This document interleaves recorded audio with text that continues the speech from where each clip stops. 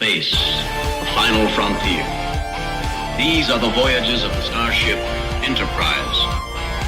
Its 5-year mission, to explore strange new worlds, to seek out new life and new civilization, to boldly go where no man has gone before.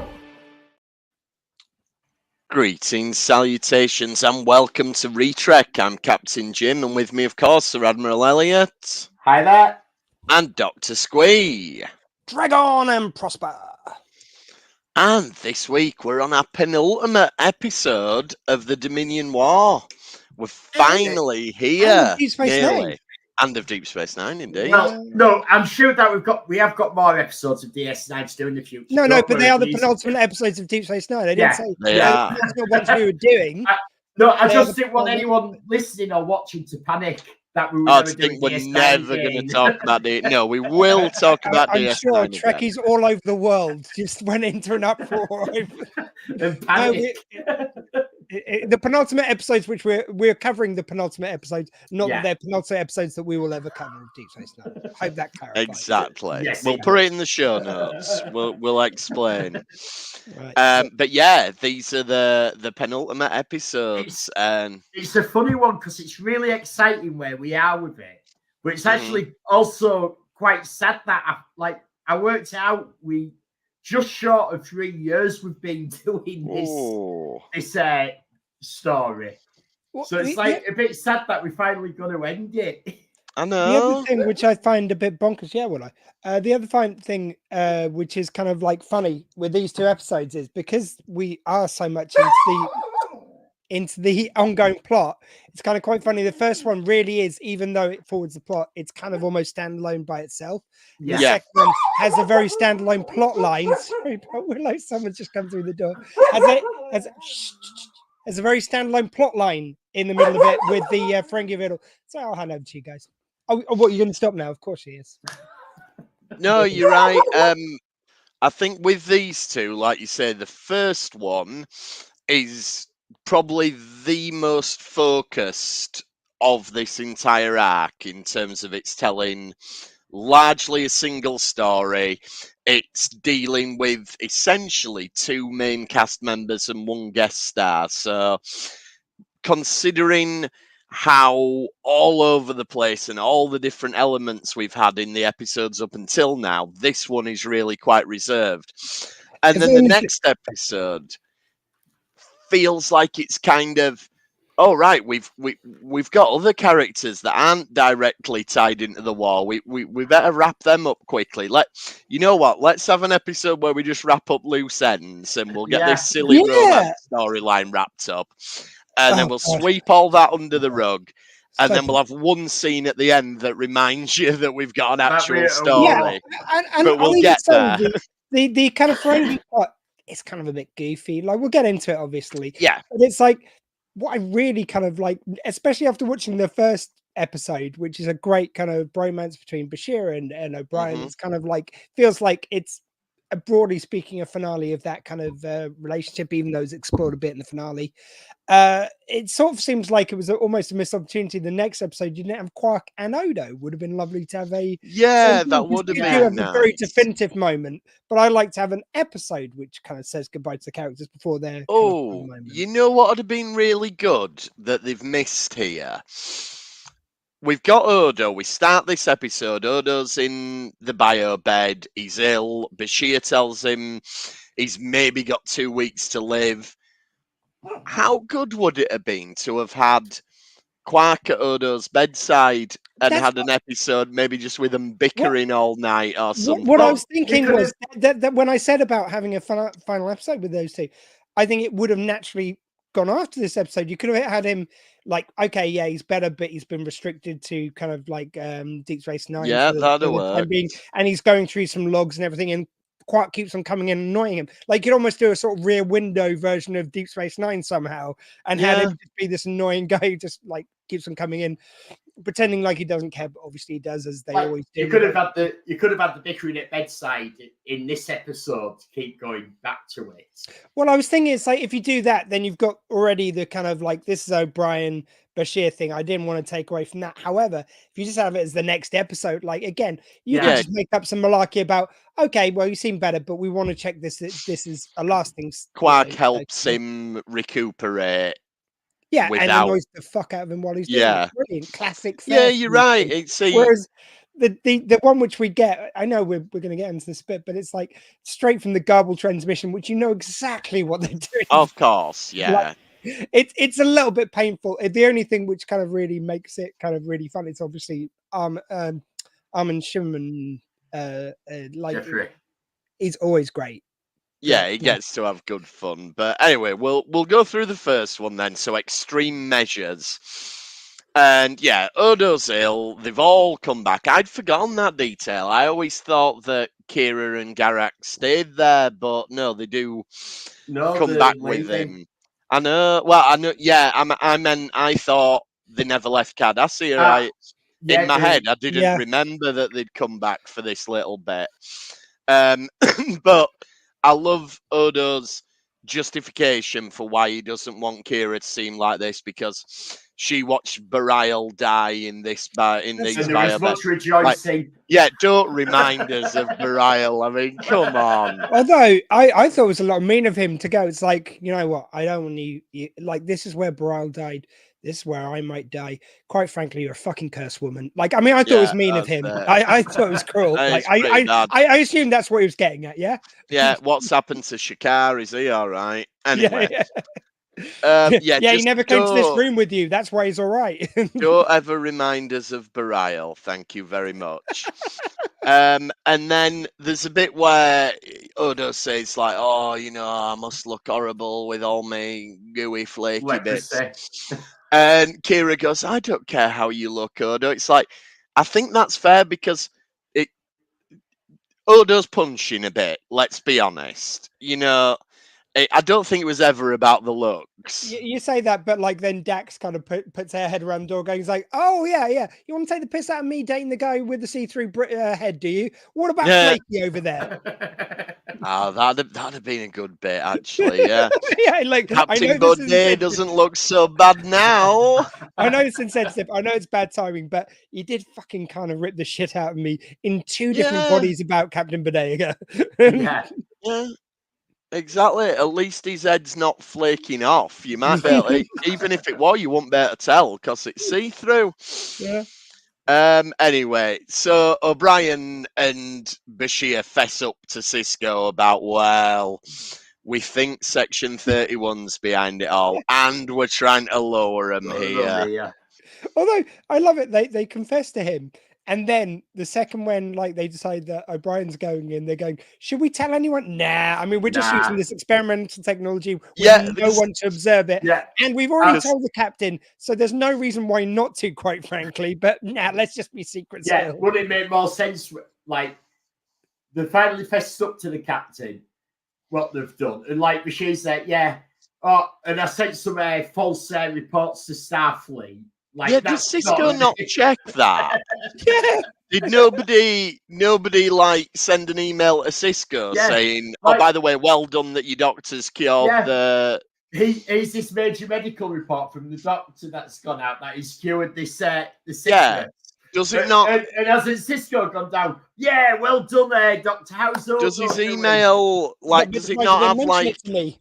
Not have like a keyword filter or something, you know, if you're sending out emails saying I've cured the founders, you just think that'd get flagged somewhere and Cisco would be aware, but apparently not. There's a war. Why would you pay attention to some intelligence which would be pretty fucking wild? Maybe. There's a lot of this, and like we're laughing at it now because of what emails will do. But bear in mind, this is still in the 90s.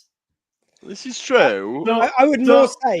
So they still thought like it looked really futuristic. Every single iPad for a different report. Yeah. Instead of them all on one report, like you had to have a pile of them. I understand, but even if you go, say they imagine that this is like the equivalent of a telephone, for instance, you think it's like you think they might get calls back going, it's like, what you like that's pretty damn like important to the war. You'd actually think it in a time of war, at a distance, so it's got to use subspace communication. You'd think that there was some sort of filter and all Yeah. that to make sure that things weren't being spied on. Yeah, it'd pick out the key. Anyway, but the other explanation is that Bashir does this sort of thing all the time. Like, and Cisco's just turned the filters off because it's like, oh, every 2 weeks he claims that he's cured AIDS. So I've just got fed up with him, you know.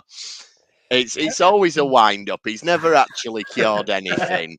Well, actually, no. I think it's just got boring because with his like now openly genetically enhanced brain, he is just curing AIDS one week, cancer the next. Like he's going, oh, for Christ's sake. Okay, look, I'm sick and tired of hearing all the things you've. All right, we get it. You're intelligent. It's all right. Yeah. Someone's trying to win a war here. Could you just look, maybe not copy me into every email?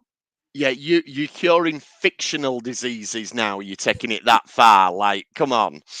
Anyway, so that's I'll have you know, Bashiritis is a very serious disease which I've cured now. And also, like, okay, we fessed up to Cisco. Cisco's like, right, lads, that's a little bit naughty. You're not doing anything else shifty, are you? No. Did you tell him about the illegal Romulan mind scanner? Yeah. Which is also kind of like, I love the fact that whenever there's something after the Romulan hail, it's like anything that's shifty, it's coming from the Romulans. Like it's bad. Always. Like, they got the mind probe, they got the hail. Like, God, the amount of illegal Romulan penis pumps which were on the market in stuff isn't even worth mentioning. It's like, and they have a special double one for the Klingons. Rich for her pleasure. Bashir wants to destroy Section 31. That's what he's decided to do now. And to this end, Sloan does his thing where he just appears in Bashir's bedroom, which is like, it's getting quite cliche now. He's done it like 3 times. It is very creepy as well. Like he just appears in people's bedrooms and watches them sleep through a bit. Well, that's it. It's like, how long does he sit there? Do you reckon he knocks stuff over or coughs loudly? And just, you know. There's got to be something because he. No, he's sat in the dark for an hour until the person naturally wakes up. He's like there going, like, I mean, this is the worst part of the job. I've just got to wait for him to wake up, otherwise it's dramatic. Well, he's maybe got this weird kink that he likes watching people. Maybe, sleep. Yeah. Sorry, Sloan, you're here, and what are those tissues next to you? Never mind the tissues. Oh, yeah, he's just like texting his mate, like, has yours woke up yet? No, neither's mine. All right, should we have a bet on who wakes up for? Anyway. And Sloan, I can't help but notice, like, trousers down by your ankle. Oh, sorry, I forget that again. This is getting embarrassing. But yeah, it's like, it's also, I do love the, I mean, this is just what you have to do sometimes for the plot, but it's like, it's a convenient level of technology they've got. They can appear and disappear like shadows in the night. They can be any technology you've got, but if you need them to get captured, damn it, force fields. We have you nothing can get for them that. with the force field, and then phaser like, it's the same thing as the ID badges which they wear over. We're a secret organization. What's that on your chest? Never mind that. We wear these very nice leather uniforms that leather uniforms and black badges, and so that we're secret. It's like we realised that back in the 23rd century we were a bit too obvious with his comm badges, so now we just wear these Gestapo outfits. Well, I was about to say it's like the Gestapo, isn't it? Like the secret police will all wear a trench hat and a black, long black trench coat. Like, we're not quite as obvious as we used to be, but once you know about us, you can summon us regularly, and there's absolutely no problem with it. Yeah, I mean, anyway, the doctor's reasoning was pretty decent. It was good, yeah. And he starts to interrogate him, and Sloan tries to kill himself. Well, it starts with, like, why'd you brought me? He goes, I want the cure. Oh, yeah, he falls for it, doesn't he? Yeah, but you found the cure. No, I haven't. It's what makes you think and he's like, what makes you think I know what it is? Well, you'd need to know it to be able to delete it from your records. Yeah, having said that, you search for like changeling cure. That's probably it. I'm just gonna say. Like, but we know that you can't do that, because if you could, Cisco's internet filters would have picked it up when he sent the email. So sorry. It's like changing cure. In brackets, don't tell Cisco. That's what it's called. Oh, yeah. Maybe Odo's medical records. Yeah, maybe. Cisco, nothing to see here. But it's good that Bashir gets one over on Sloane intellectually at this point, because Sloane does think that he's got Bashir completely figured out. And it's good that Bashir gets a win at this point in the episode. And then they're like, well, he's dead.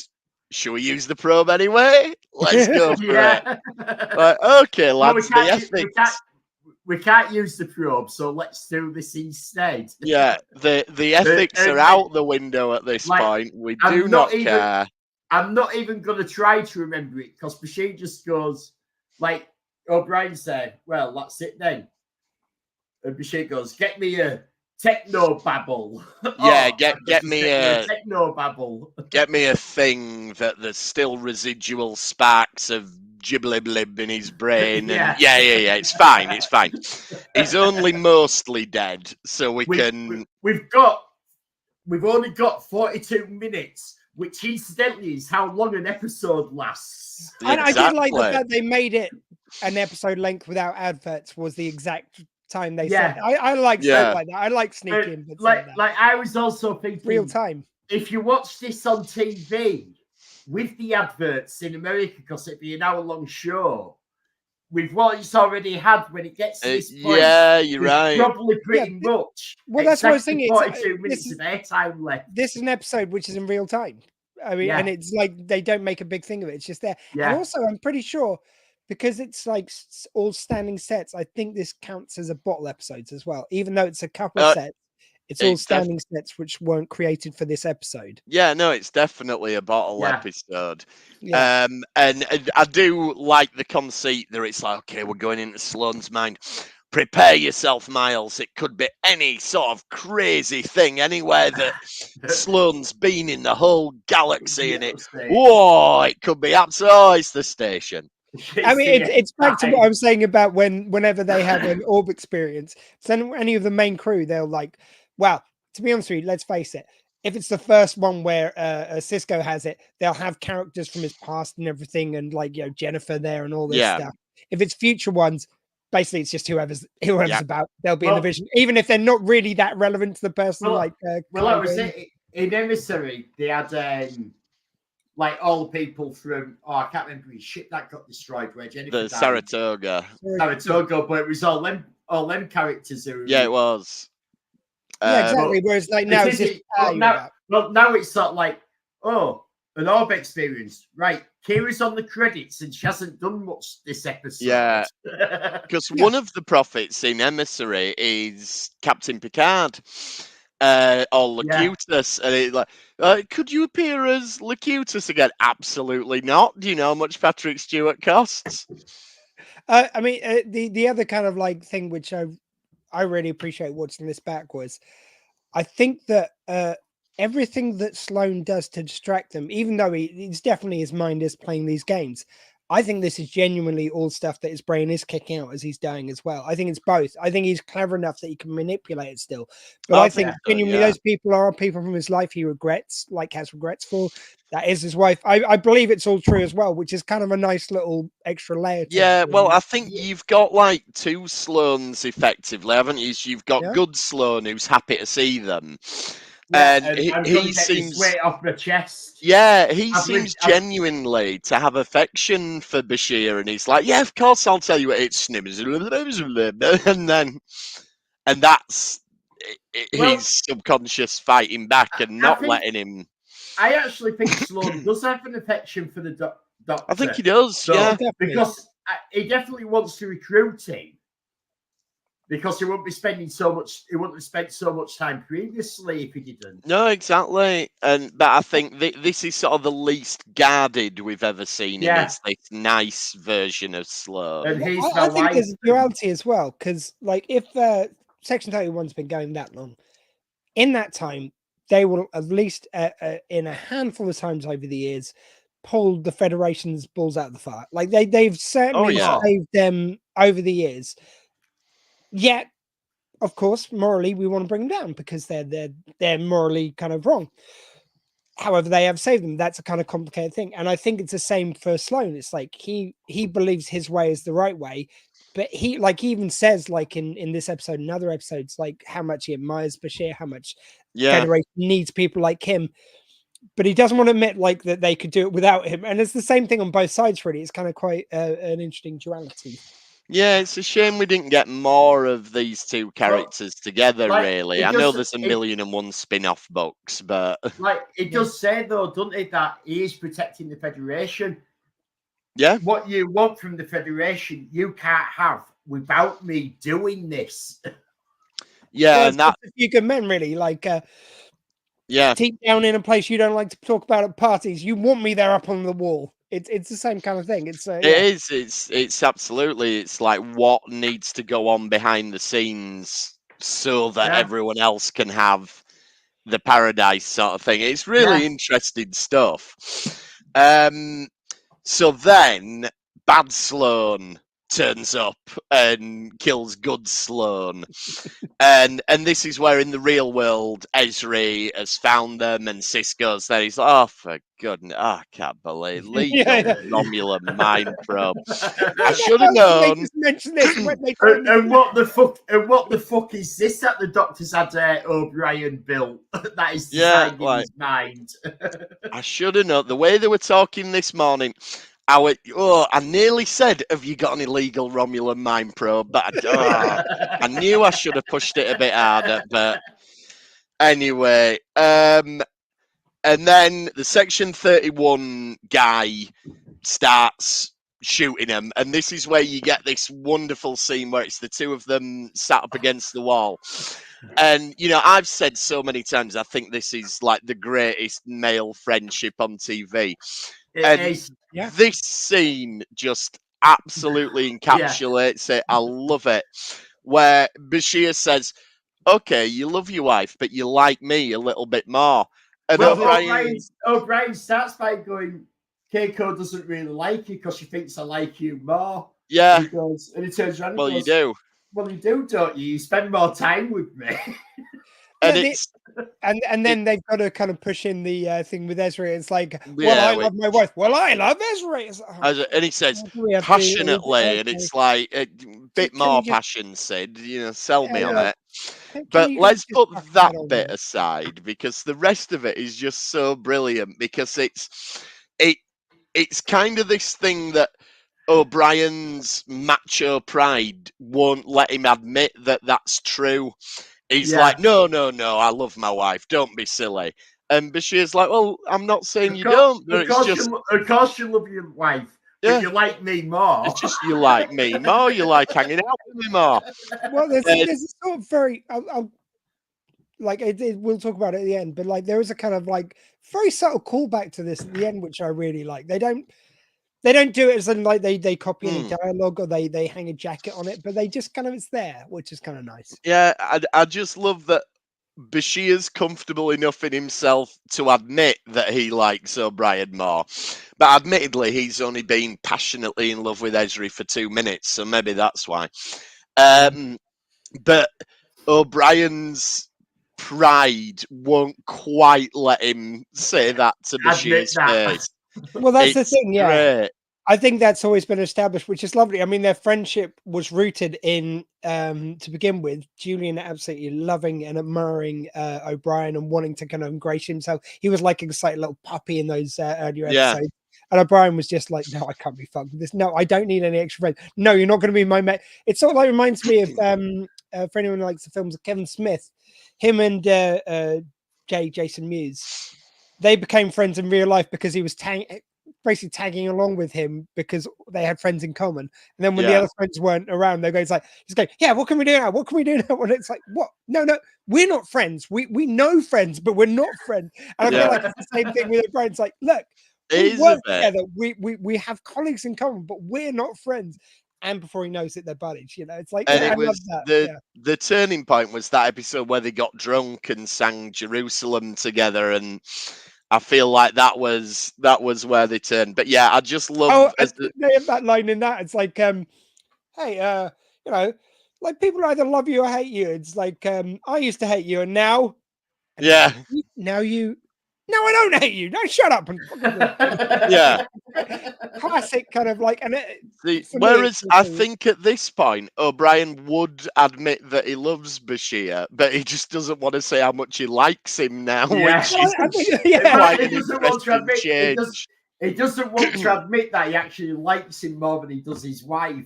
I think he would admit to loving him, but he wouldn't out and out say it in those words. Maybe He'd not. say Maybe something not. which expressed his love for him, but without saying the words, because he's just not emotionally open enough, which is lovely. And it seems very kind of like Irish male as well to have that kind of thing, but not, and I think not say it in those words.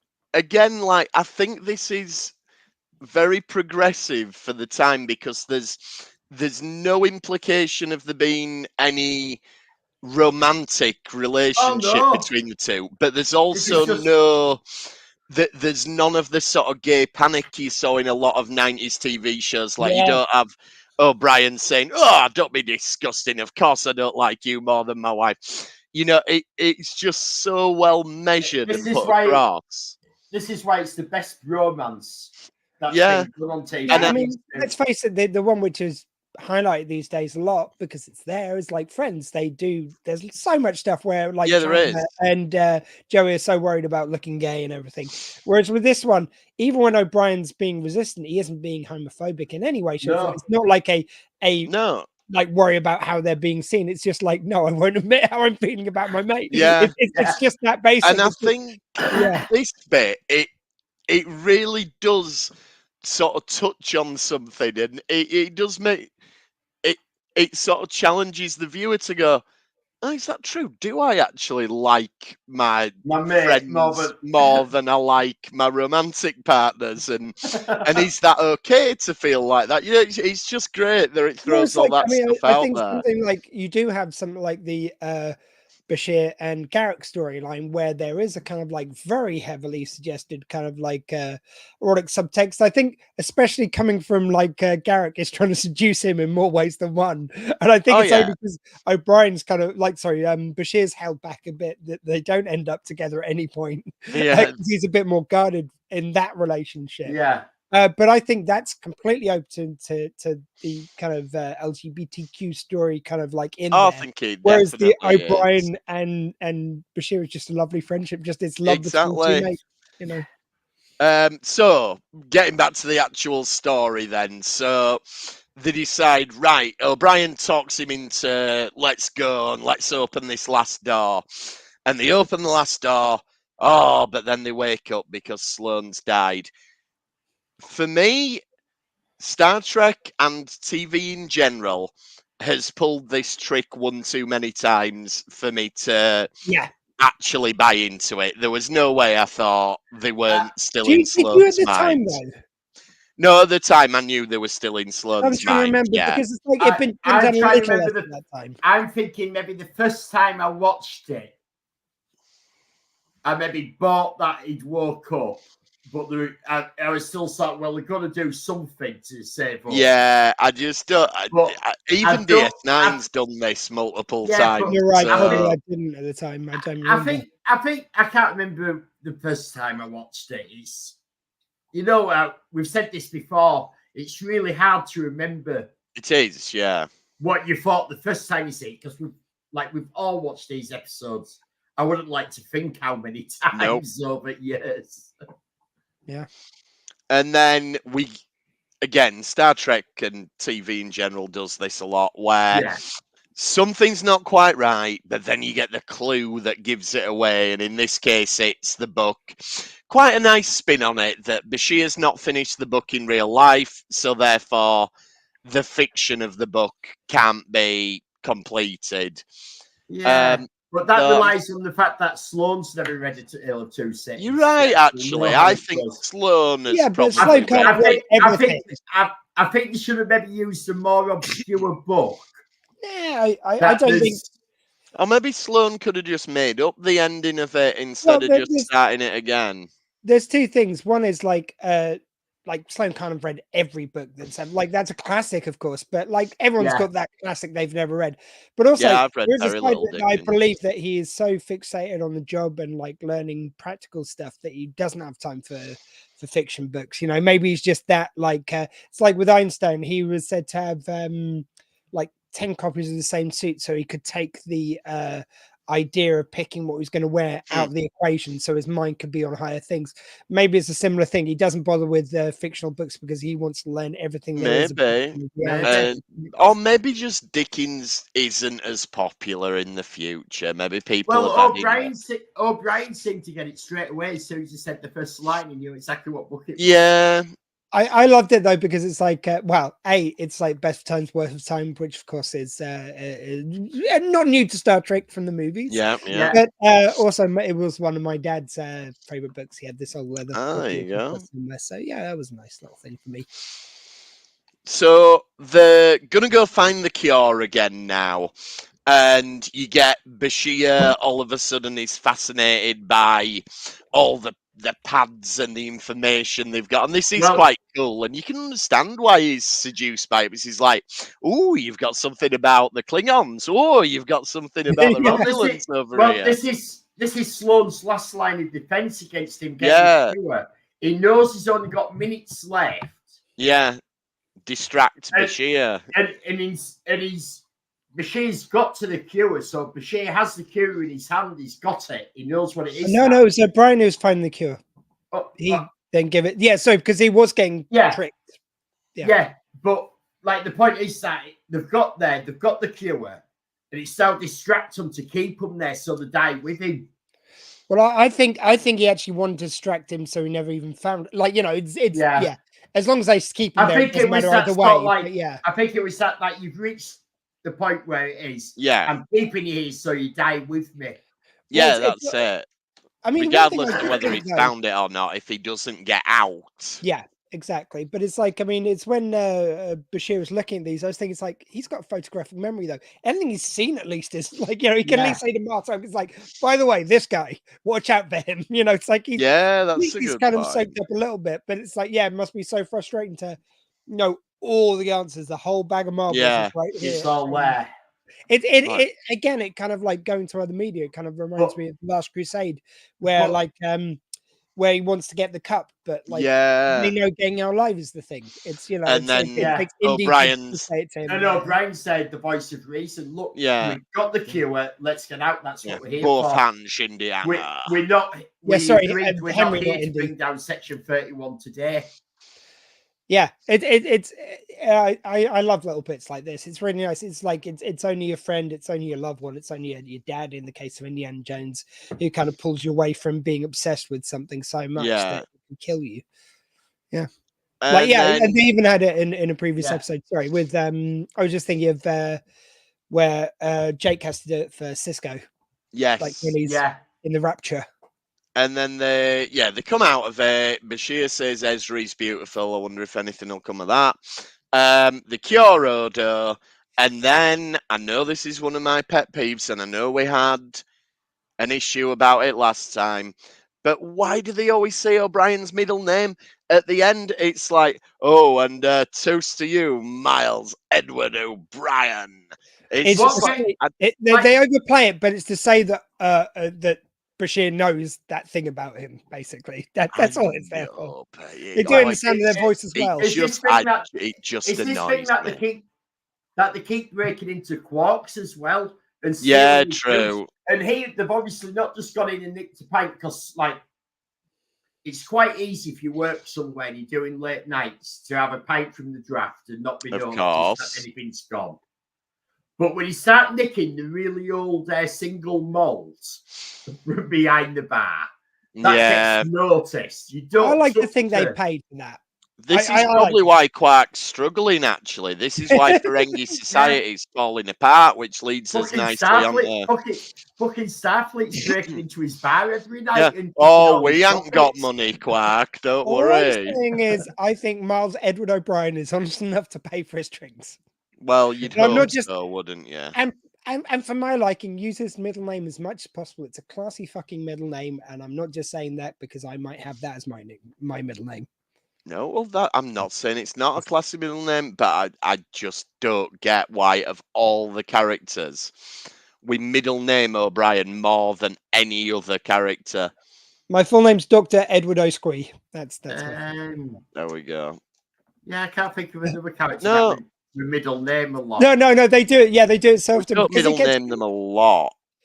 Yeah. I mean, and it seems to be every enough time. for us all to know who it is. Yeah. Oh God. Yeah. They always do it like, and they always seem to give it to Bashir to prove his friendship to him. Yeah, like, it's just odd. It's one of my weird DS9 pet peeves.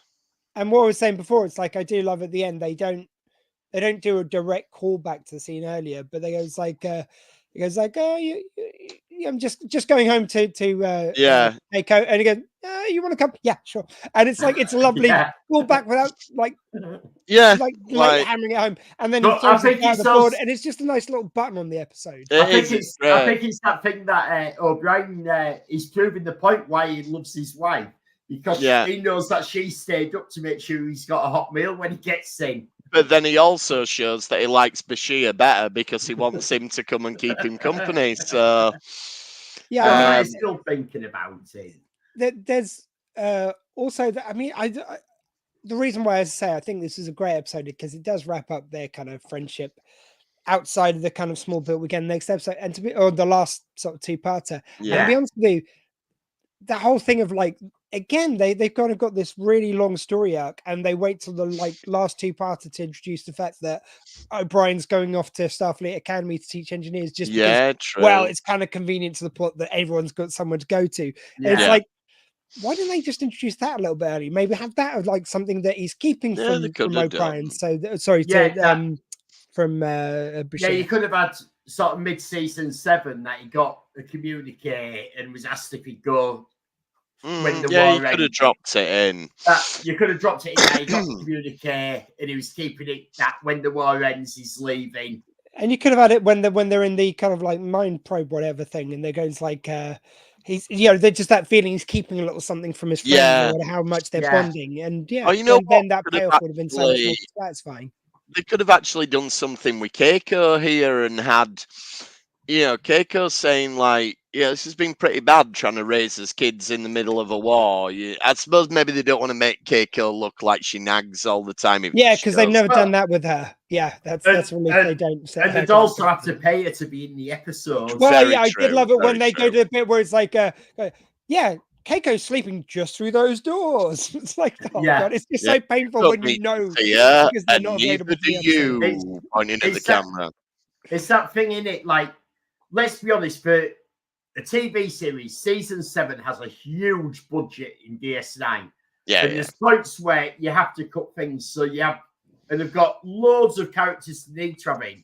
And there's certain ones that are going to go, we can do without them in this episode. We'll save a few. Well, that's it. And I've got to say, I mean, I probably would have cared though more about that plot line of Bashir not knowing that O'Brien's going back to Starfleet, and I would have cared about him going back to Starfleet if they'd introduced it earlier. Yeah, it's I agree with you. This thing I've been keeping from you that you just heard about 3 seconds ago as the audience yourselves. It's like, well, why do I care then? I just heard it. That's it. I don't feel like it's a long held secret or anything. Yeah, like I say, they should have dropped it in mid-season. And you didn't that'd work. You just had to have a communique where you agreed to go. You had a little chat with Keiko about it, and that was it. And you just have that he's keeping this secret all the way through. Then he's not mentioning it. Yeah, that'd have worked. Because you don't know how long the war's going to last. Well, we do, but we do. 3 episodes, in fact. Moving on to the penultimate episode of DS9, The Dogs of War. Does that move along home? In a nice bit of weird Star Trek continuity. This episode is directed by Avery Brooks, and the penultimate episode of TNG, Preemptive Strike, was directed by Patrick Stewart. Oh, that's a nice little bit. And I suppose if you want to take it one further, the penultimate Star Trek movie, Star Trek V, was directed by William Shatner for the original crew. So all the first 3 captains all directed their penultimate adventures. And if you want to hear about how badly that went with Star Trek V, enjoy Sci-Fi Weekend, where we'll be talking about where Trek goes wrong in the movie. We will indeed. So this episode, Ezra and Bashir are feeling being a little bit awkward with each other. Oh, I don't give a shit. I do not give one No. shit. When this was happening, I was like, just fucking kiss. Just kiss now. Just kiss. Yeah. Oh, fuck. Well, no, we're they going to string it on don't the whole kiss episode. now. They kiss later. We've got a couple more Oh, twists in this but it's like- storyline. I hate it when they make like it's almost like they make Sid revert back to Alexander Siddig. They make him revert back to season one. One version of him where he's like Yeah. it's you can smell the acting. Like he is so natural by this stage in Deep Space Nine. Mhm. And then he goes like, "Oh God, because wouldn't it have been awful if we'd kissed or anything?" No, because we totally don't fancy each other. Ooh. I'm But glad we said it because I would have been avoiding you otherwise. It's We're like, two grown-up consenting adults who clearly fancy each other, but for reasons. We won't do anything until the end of the episode. Anyway, but other news, they get a new Defiant and they can rename it Defiant. Yay! Yeah. Again, though, why not Defiant A? Why not Defiant? There is no, like, it is a ship which has proved itself. It is a legacy. Like, and It's they're a going to have legacy the ship. same It should have been the captain in charge of Defiant it. A, yeah. Like, at least should have had a different it registry should. because, like, you've got the same captain, so that's going to be confusing as hell for the logs. You know, Yeah. it makes no sense. 74205A, job done. Yeah, I don't get why. I 100. I think anybody that yes now would agree 100%. And I think it's one of them strange things at this point. We'd seen it with the Enterprise in the movies, but no other ship had become a legacy ship. maybe. This is the first sort of legacy ship that we've had. Although they've established it with the Enterprise that you have legacy ship. Yeah, they have. It's like, I mean, I appreciate what you guys said when we were watching Picard, and you guys said it's like with the Stargazer. Well, the first one, really, other than the fact that we know about it because we followed Picard, it didn't do anything that's spectacular. Like, it had one cool maneuver it did, which, like, you know, which got named the maneuver, like, correctly got named the Picard maneuver because, like, that deserved infamy. But other than that, that ship didn't do anything to deserve its A. Yeah. Fine, all good with that. But this one has done so much shit already. The fight has started a war with another quadrant. I mean, maybe they'll paint an A on if it survives the next few episodes. I know why they do it. Because like they do make a concession that you can tell it's a different ship. Yeah. Because the San Paulo has different coloured carpet. Yeah. And I think just from an audience point of view, I would have quite liked it if they'd have got a different type of ship just for fun. But obviously, we've got all the models and the CGI and everything, so that's why it's got to be the Defiant. Also, we love the Defiant as well. I think there is a sentiment. Going back to what you just said there, we've got the models and the CGI. We've moved to quite a lot of CGI at this point. And that'll be one of the reasons why it was an issue making it an A. Because if it was just a model, they could have painted the A on for shots, but then you can't reuse any previous shots. But you just make it a Defiant. That's why it just became a Defiant. That's from a production point of view. No, but I'm just saying for production, I doubt there's that many like reuse shots in this. You've got to leave having said that, I did take much to mock up. I did wonder about that, and I bet they've called it Defiant so they don't have to change any of the. But the numbers are actually different because the Defiant was an NX and this one's an NCC. So there is actually because it would have been maybe that's their nod because they've now established No, they haven't. Yeah, because like they later on established, obviously, the Enterprise had an NX before it was USS, so it could count that's what they do before they start the numbering system. They go from NX to USS. But then the war there's actually a plan for it. Defiant before, because there was the Defiant in the original series. It was NCC. Oh, but that still works because like the Defiant in the original one, this is like a prototype one, so it gets the NX. So when it goes from NX version to like NCC Yeah, version so of there's a this lineage. version of the ship, the Yeah. lineage. The other Defiant isn't connected to this one, even though it's Yeah, got there's a the new The other lineage. Defiant- Actually, for it. that is a good excuse for it. The other Defiant also wasn't the legacy ship, because in That's what I'm this saying. universe, the Constitution Defiant didn't do anything special. It just got True. destroyed by the Folians. We know that it had a future thing in the universe, but in our in the main universe, it's not a legacy ship. It just No, that's got destroyed by definitely the separate Folians. from it. But yeah, So- no, actually, I'll buy that. It going from NX to USS is kind of like in the canon of what they later established with Enterprise. So that does kind of work. But There what we would have been go. nice, because you We've said about having solved another it. ship. I would like it to have been the Defiant as it looks, but maybe like done what they did with the Enterprise D in All Good Things. Had it beat up, maybe like a few extra guns come out of Put somewhere some or more something. guns on it. Yeah, Like, that'd be and if you good. want to keep some establishing shots, you just have a part of the ship it comes up from, or Yeah, we've got the special brain killing gun now. that would have been Anyway, so Garak finally gets back to Cardassia.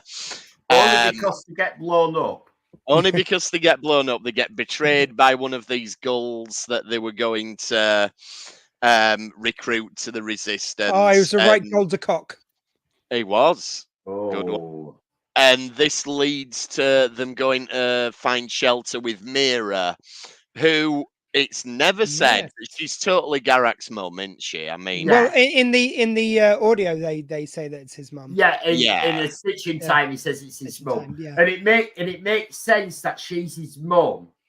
That an Aberrantine had a kid out of wedlock with his housekeeper. And that's why he couldn't admit that it was his son.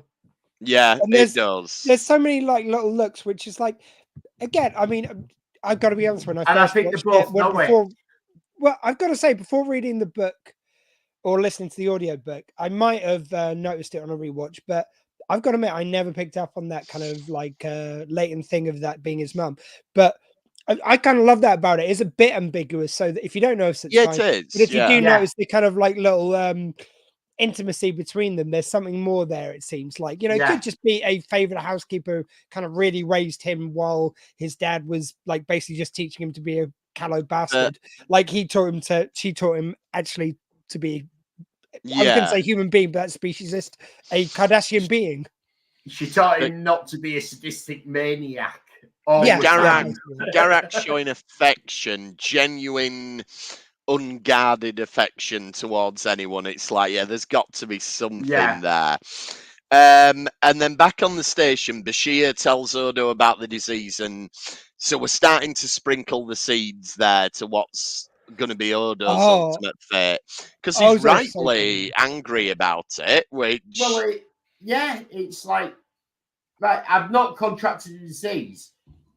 You guys gave me a disease to commit genocide on my people. Exactly. On the off chance that I would meet them and join and link with them. You did this before I'd met them.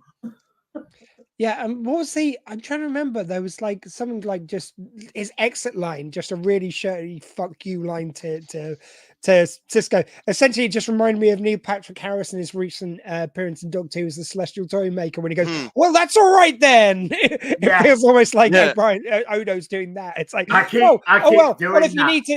you need to do that to keep it secret for the Federation, well, that's all right then. Yeah. Like when he confronts Cisco about it, and Cisco goes, but I'm angry about it that they did it, and I told them, and I agree. We're not going to share it with the. That's it. We're not going to. We're not going to share the cure. We've got millions of people still dying at war with us. Yeah, and we're not going to give them an advantage. So you're justifying genocide. Yeah. And that's it. It's the fine line, isn't it? It's like Cisco's not justifying genocide. It's the Batman thing. It's like, I don't have to kill you, but I'm not going to kill you, and I don't have to save you either. I mean, like, I know we backed and forth about the causes of the war and why they got into it, and we won't get into that now. But it's kind of interesting to note that they have a very Star Trek out here of offering them a cure in exchange for peace. So Star Trek and Starfleet goes against it.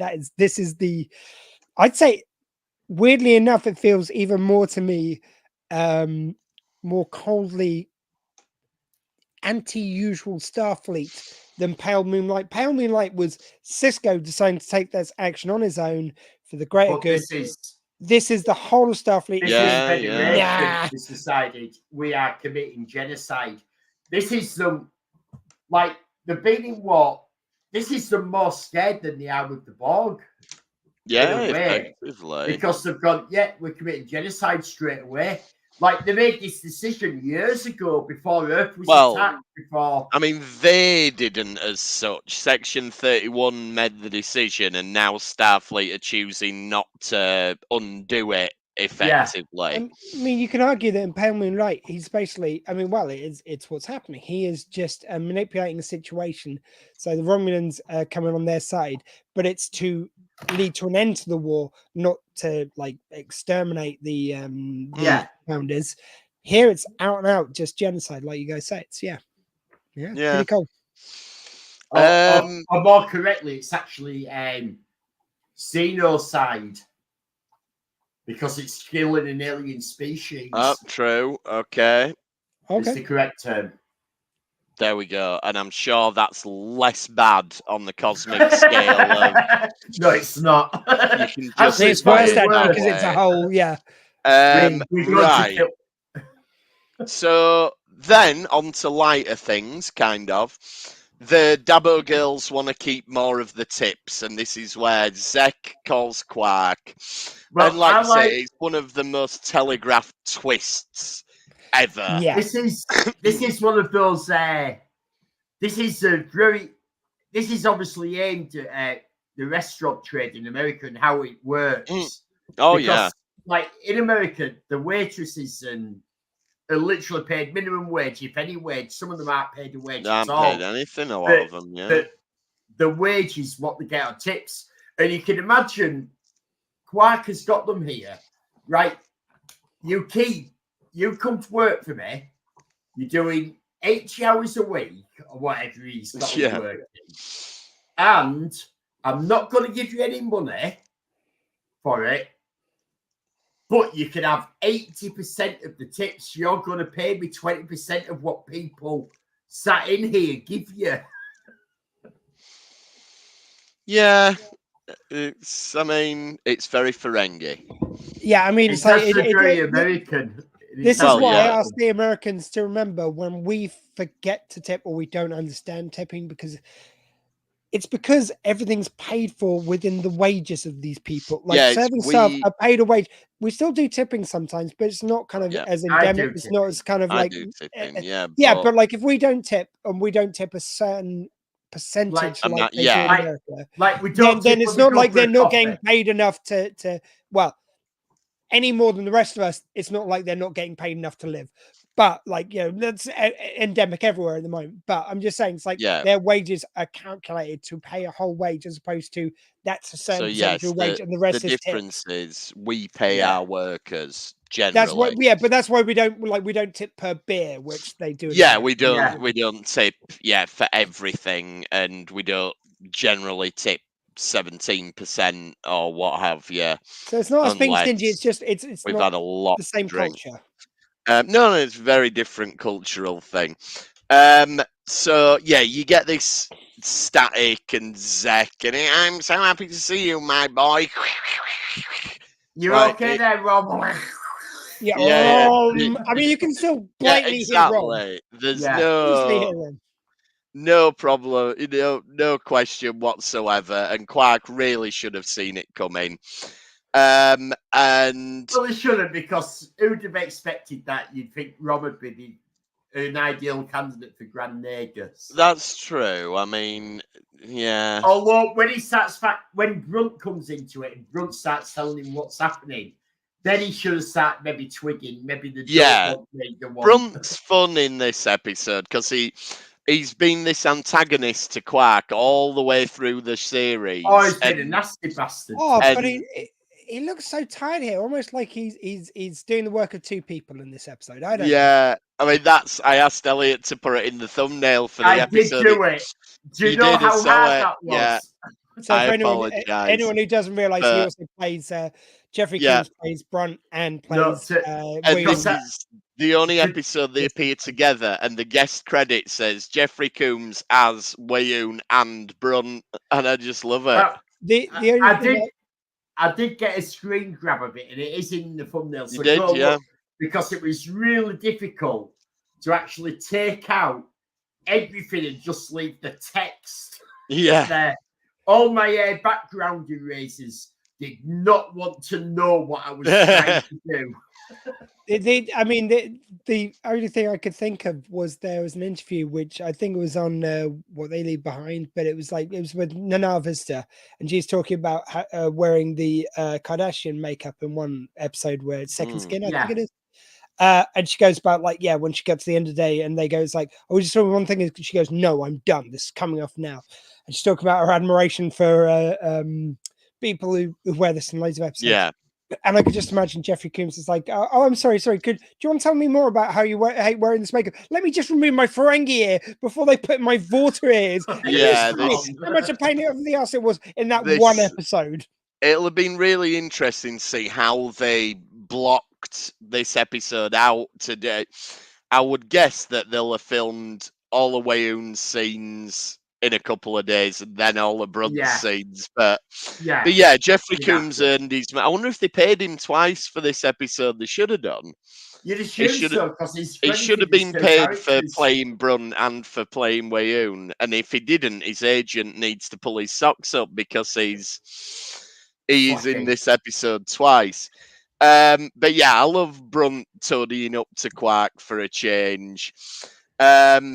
But there's not much substance to that storyline. I mean, I do quite like the bit where you've got Quark moaning about the reforms on Ferenginar, and Rom's going, well, actually, that's a good thing because of this, this, and this. And it does show the contrast between the brothers. I do like how Brunt's there, like giving him the pedicure and all that. And he wants to be his financial advisor, and he's going, no, what can I give you? Would 40 bricks in the sack. And that's when Quark realizes there's a problem when he wants him to sign for the bribe. Yeah, sign for a bribe. Like, what? The thing is, it's tax deductible. What? The thing? It's a thin enough plot as it is, and then you've got to spend half of it doing exposition, which don't get me wrong. I think Jeffrey Combs and Armin Shimmerman. Am I getting his name right? Armin Shimmerman, Armin Shimmerman, yeah. So just sounding funny tonight for some reason. But yeah, I think they do a great job of naturalizing the exposition as much as they can. But Jesus Christ, they've got to establish so much about how Ferengi societies change, which again is another thing that don't get me wrong, these episodes are great, but given that you've got 8 episodes, 10 episodes, whatever it is, to tell this story at the end of this, you could have layered some of this stuff earlier and petered out this throughout, as opposed to one episode you've got to establish everything that's changed in Ferenginar. Whereas you give a scene per thing, you cut a few of the scenes out of this, you add some more of the war stuff into this. I wonder if it's because we're more used to watching things so much in streaming that we'd expect to see it peppered down a bit further down. I'm just saying here. I'm just trying to say when this was made, if it's like this was very progressive with DS9, as we know, right? Did the huge story arc, and if this is just this sort of a thing about how TV was made back in the day, that you don't throw it into nearly till your penultimate episode. This. Yeah, it might have been they've already gone that step. Yeah, maybe they just weren't. Maybe they just weren't as familiar with this kind of. But they're doing it. They're doing it already. They just don't go that extra mile of. That's what makes they were very progressive how they were telling the story at the time, anyway, with the huge acts. So I think this would have been better. Leave this out of the main arc and just do a fun Ferengi episode earlier in the season before we start the final arc. Yeah. Get rid of one of the Esri episodes that nobody cared about, and just dedicate an episode to. But instead, they did that weird mirror universe one with Zek, and it'd probably been better to have. Because that wasn't very good either. In fact, no. Not great success with comedy Ferengi episodes season 7. PTSD Ferengis with Vic Fontaine, great. Yeah. Comedy Ferengis not so good this season. Also, I mean, it doesn't really lead anywhere towards the end. Like, at least you can say in the next episode, the bit I was saying about on the last 2 episodes, the bit which I was saying about O'Brien, at least that kind of like that is a logical end point to his story. Like, it makes sense. Whereas like Quark, you just spent 7 years reforming his character to be a bit more rounded, to have more to it, and it's like, now I'm going to go back to traditional Frank. I mean, it's a fun, like, that's a fun scene, and it's fun when he does that, like, no, I'm going to start watering down the drink, like, this far no further. It's great. Selling all his stuff in front of all his customers. Water down the drinks. And what I love about that is like, because I thought that he's doing it in front of the customer, then I thought, no, he loves his Ferengi so much that Ferenginar that he is going to say this in front of everyone because he doesn't care. He wants everyone to know. Care, yeah. I get that, but it's like, where does that actually lead with, like, if you think about where you're trying to end Quark, like you even in that last scene with him and Odo have some sweetness. Whereas, like, resetting his character doesn't really kind of fit anything if you think about it. It's just it's kind of fun in the moment. Saying he's back where he started, yeah. And there's some cute stuff, like he quotes Picard's speech from First Contact, which is fun. And he says, this bar will be the last outpost of the Ferengi, which the last outpost was the episode the Ferengi first appeared in. So there's some fun stuff, but this feels very much like we haven't got any room for any Ferengi stuff in the finale, rightly so. And how are we going to wrap up these characters? We've got to wrap up Quark this episode, so let's do that. And it feels a bit half-hearted. It doesn't land quite how it should. No, it's not that funny. The Bashir Esri storyline, so the culmination of their storyline is basically halfway through the episode they decide they're going to be friends, and then they get in a turbo lift together and start making out, and that's it. Oh god, even the look where it, like you see the turbo lift and you see I think what they want Julian to be giving her kind of like bedroom eyes, but he just looks so weird and pervy where he's like going there. Yeah, he's just sort of hanging about the back, like getting that turbo lift. Yeah, it comes across more creepy than it does sweet. Yeah, it doesn't work. What does work in this episode, though, I think, is the Damar stuff, and we get some really good stuff there where they're a bit despondent at first. They think that the rebellion's over. But then Kira raises... You have the broadcast story that they're watching. Yeah. That they've hit 18 strongholds. And it's, no, not all 18. And that's it. No, they think it's finished. But Kira realizes, no, this can be more grassroots. This can be... That's what I love about it. I love the fact that those people died, but they died for a reason. And it's like the whole idea of like flipping it from being these cells to, well, I mean, even if all those cells were completely successful, they're small pockets throughout like this area. They would have taken years to win this, really. Whereas if you get the people upright, that's what actually makes a difference. It's really nicely plotted out and that's short-sightedness on the part of the Dominion. You have that despondent bit, don't you, at the beginning? Yeah. The first seller and Kira goes, right, we've got to do something. We're not going to spend the rest of this war in this cellar. And Garrick and Damar both turn away from her.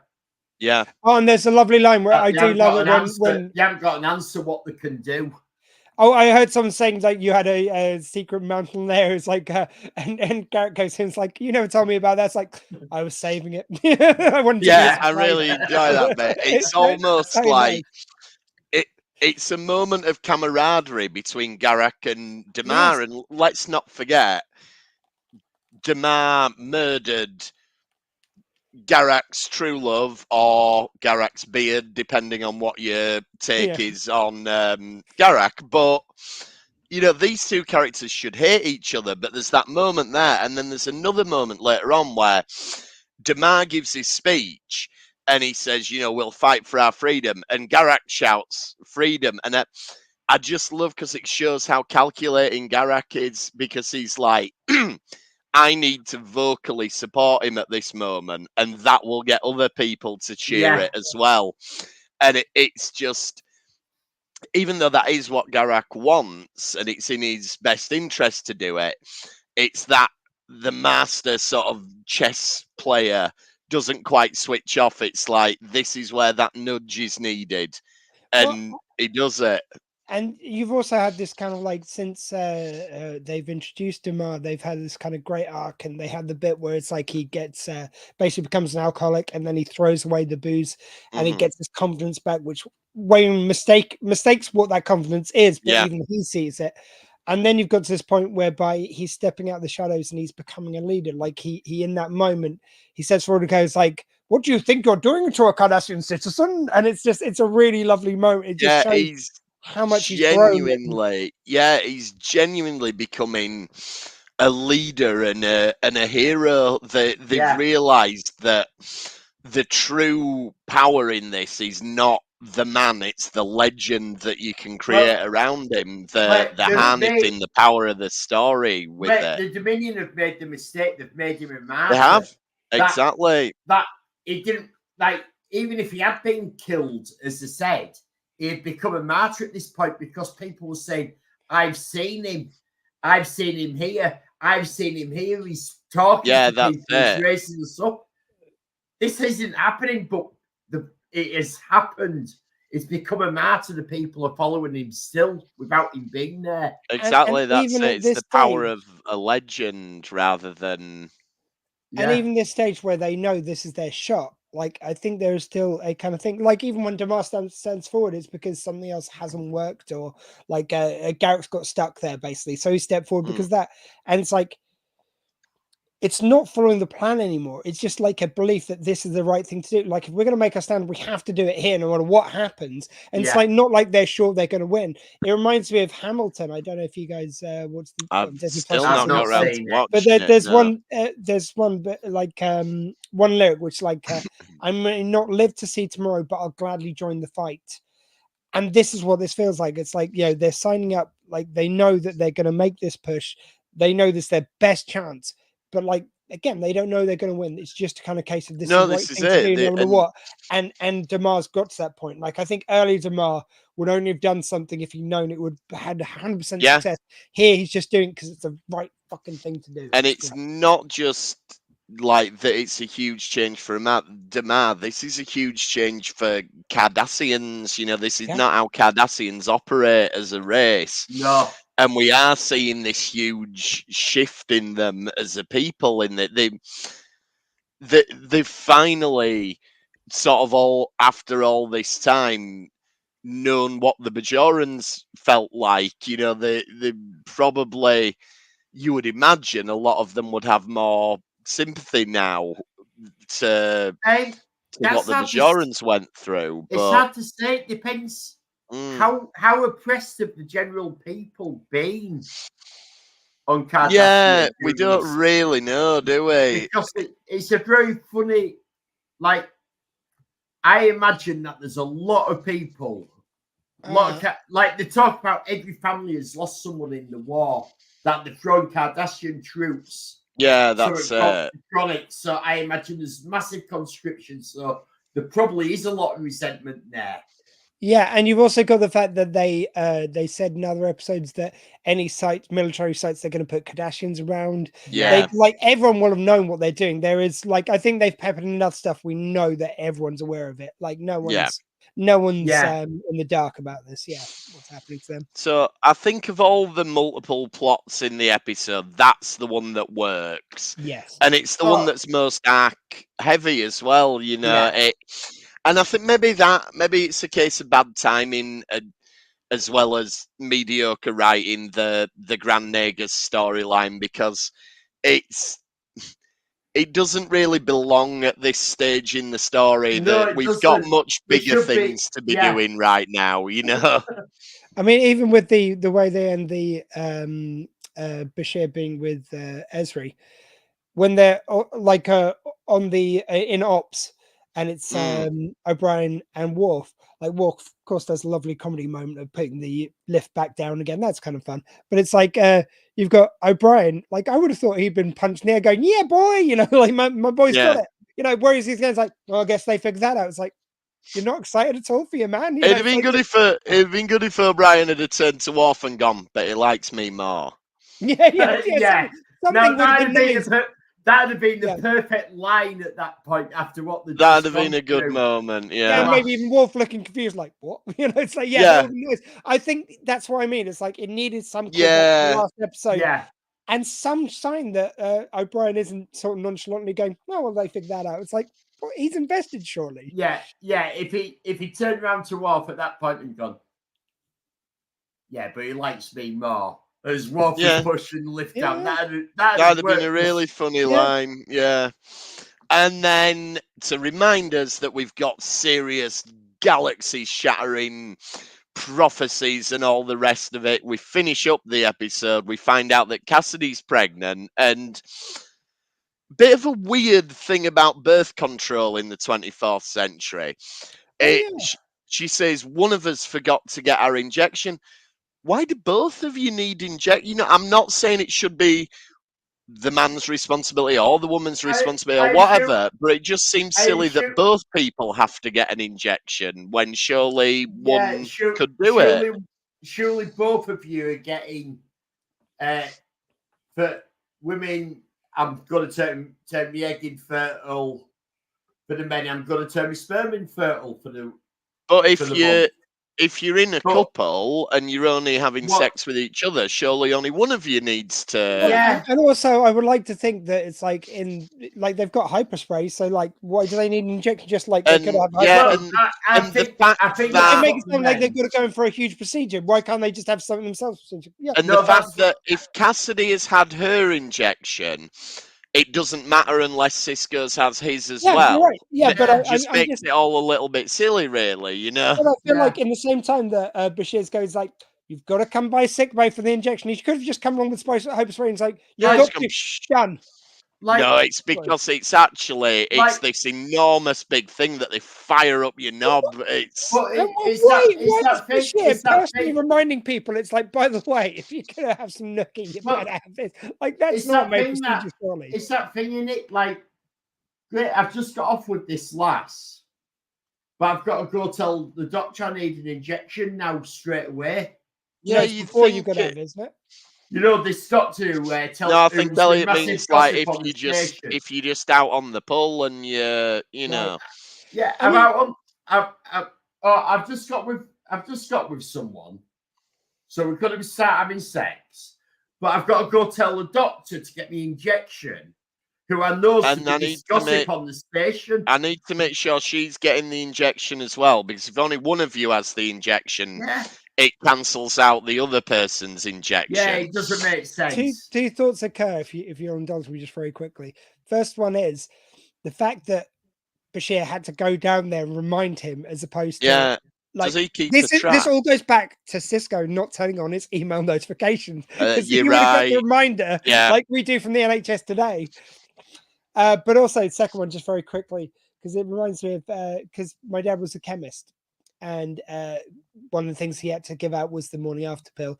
And in a similar situation to what Elliot's describing, sometimes he would get like, we'd get calls because our phone number was the same one as the shop because we live above it. Right. And it'd be someone who needed the morning after pill. So he'd go down on a Sunday morning and I'd hear him sometimes goes like, and you couldn't have come before, like you had to wait until the end of the 72 hours or however long it is before you got to have the thing. And in his in my dad's funeral, sorry, I know this sounds really dark, but it's like my dad's funeral, they had one of the doctors from the local surgery, like who spoke on behalf of them. And they go, it's like, and no matter what the time of day is, Roger would happily come to the door and give out people's medication, even on the weekends. And I turned to one of my brothers and go, happily. I think they might have overgilded that one a little bit. I mean, Jesus, did you hear him swearing as he was coming back up the stairs? I mean, he didn't swear, but he was certainly not happy about it. I'd hear him actually telling off the people at the door sometimes. Yeah. Like, well, you could have got this yesterday when we were open. Oh, I didn't get around to it. I mean, in defense of this, I do like, again, I think it's trying to be sort of mildly progressive in its own way by going, no, the responsibility is on the man to make sure that they're not going to get somebody pregnant. I quite like that, the way Sisko just accepts it, like, yeah, it's my fault, I didn't get my injection. But the logistics of it make no sense because it's only if one of us you've both got to have it or neither works. It doesn't make sense. Isn't the responsibility really on the woman to remind the man? Come on, let's just be reasonable here. No, the responsibility is on the doctor to remind the man. All right. Anyway, but yes, Cassidy's pregnant, and Sisko and Cassidy are worried that this will be the heartbreak that the prophets warned us about, and you get that moment where Sisko says, I am the emissary of the prophets, and I say everything's going to be okay. But you can tell from his look that maybe not. I also love the fact that it's like, talk about being proved wrong very quickly, like the last episode. Spoilers, but yeah, he's disappearing for good with like a baby on the way. That's the prophets warned him. Yeah, and like Cassidy there goes like, I fucking knew this was to do with the prophecy. I knew it. Yeah, but it's a good hook for the last episode, and it washes out the taste of the silly Ferengi and the even sillier Bashir and Dax. Yeah. And let's set the tables for the next and last episode now, which we will be covering live at the Sci-Fi Weekender for anybody who's attending. At the Reed Cutters. At the Reed Cutters pub around 1:30, but check our socials for updates on that. I honestly think that we might have to look at about 1 o'clock. Possibly, yeah. Because they brought the time of the trooper meet forward by half an hour. So I think we need to look at 1 o'clock. So we've got time afterwards to pack up and take our stuff back to Caravan. So keep an eye on the socials. So sometime between 1 and half 1, Reed Cutters. Next Thursday. Tim, where would they keep an eye on the socials? They would keep an eye on the socials at RetrekPod on X, retrekpod@gmail.com if you want to email us. Elliot's on there with Retrek Model Studios on YouTube. Remember to be subscribed and comment on my 500 subscribers special to be with a chance of winning this beauty. I will be doing a live stream on the 18th of March. I think it is the Monday, to see who wins this beauty. Fantastic. And Dr. Squee, what have we got on the Dr. Squee show? This week, I'm going back into the Dr. Squee Show archives because, like you guys, I'm busy getting ready for the Weekender. So next 2 weeks is going to be archive episodes. This time, though, I've grabbed another one which was audio only previously, put some pictures to it. So we're going to be enjoying Juliet Landau from 2015, who I spoke to. She speaks about Buffy, about Edward, about playing Romana on audio, Romana 3 for Big Finish for Doctor Who. And her documentary, A Place Among the Dead. And as I mentioned at the beginning, just because I am reusing her interview, so it seems like a decent thing to do. Just a reminder, you can also get Slayers out there, which is an Audible original, which features Juliet Landau in there, which is great. So check that out as well. Fantastic. Can I just point out, we will be putting out Facebook updates for the Weekender on the High Council of Geeks on Facebook. Sci-Fi Weekender Cosplay, Sci-Fi Weekender Troopers, Sci-Fi Weekender page, the Retrek page, and our own personal Facebook pages. So plenty of places we will be putting updates of when we're going live. And yeah, so join us for What We Leave Behind next week. And thanks for trekking with us this time. We will see you next time on the Retrek. Thank you.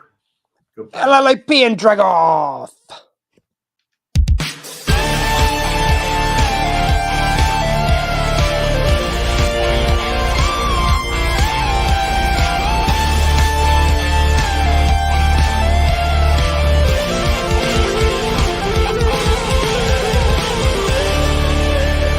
Fascinating.